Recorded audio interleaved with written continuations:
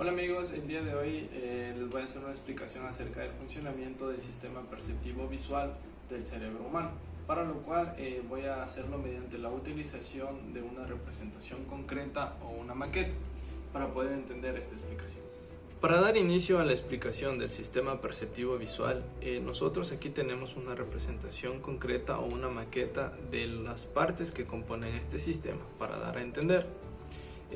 Las partes son los ojos, tanto derecho como izquierdo, que van a ser los que nos permiten obtener el estímulo o la información de los hemicampos visuales, tanto derecho como izquierdo. Esta información va a llegar de igual manera hacia el hemisferio derecho e izquierdo del cerebro y por último hacia la corteza visual del cerebro humano. Una vez que la información ingresa a través de los ojos del ser humano, se va a trasladar a través del nervio óptico. El nervio óptico es aquel que va a trasladar la información que el ser humano adquiere a través de los ojos. Pero esta información se va a trasladar a través de dos vías, la vía temporal y la vía nasal.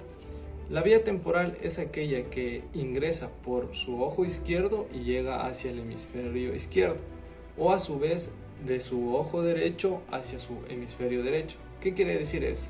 Que la vía temporal es aquella que es ipsilateral o del mismo lado.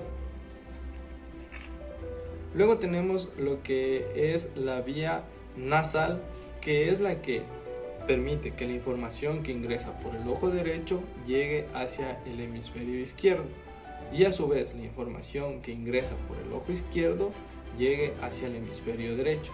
Esto quiere decir que la vía nasal es aquella que es de tipo contralateral, porque va la información hacia el hemisferio opuesto. Luego de esto nosotros tenemos un componente o parte que es el quiasma. El quiasma es un punto de intersección entre la vía lateral y la vía nasal. Posterior a esto la información sigue su camino y llega hacia el núcleo geniculado lateral o tálamo, donde se va procesando la información para posterior llegar hacia las ramificaciones que van a ser donde se encuentra la información procedente del campo visual, que finalmente va a llegar hacia la corteza visual que se encuentra en el lóbulo occipital. Esta corteza visual está dividida en tres, que es la primaria, que permite una visión o captación aislada de lo que se está observando. Luego tenemos la corteza visual secundaria, que nos permite identificar, es de identificación de qué es lo que nosotros estamos observando. Y por último, la corteza visual terciaria, que es la de asociación, la que ya nos va a permitir identificar y comprender qué es lo que estamos observando. Posterior a esto, nosotros tenemos dos grandes vías que van a permitir que toda la información que se procesa ya en la corteza visual llegue a conocimiento del ser humano a través de su cerebro, para lo cual tenemos aquí ya concretamente armado nuestra maqueta de nuestro cerebro, en donde la información que ya llega hacia la corteza visual va a ser a través de la vía magnocelular, que es la que va desde el lóbulo occipital hacia el lóbulo parietal.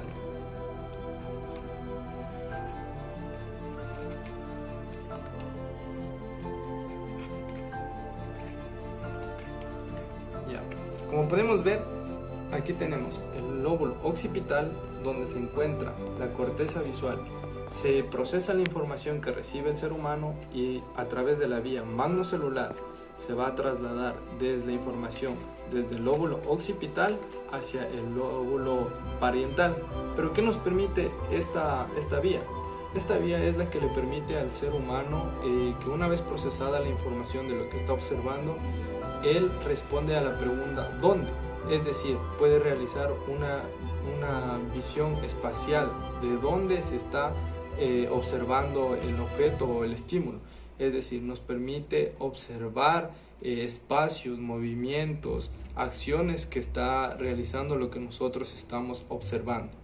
Posterior a eso nosotros tenemos la otra vía, que es la vía parvocelular. Esta la vamos a ubicar en este costado. ¿Por qué? Porque la vía parvocelular es aquella que se traslada desde la corteza visual que se encuentra en el lóbulo occipital y se va a trasladar hacia el lóbulo temporal. Esta vía, la parvocelular, responde a la pregunta ¿qué?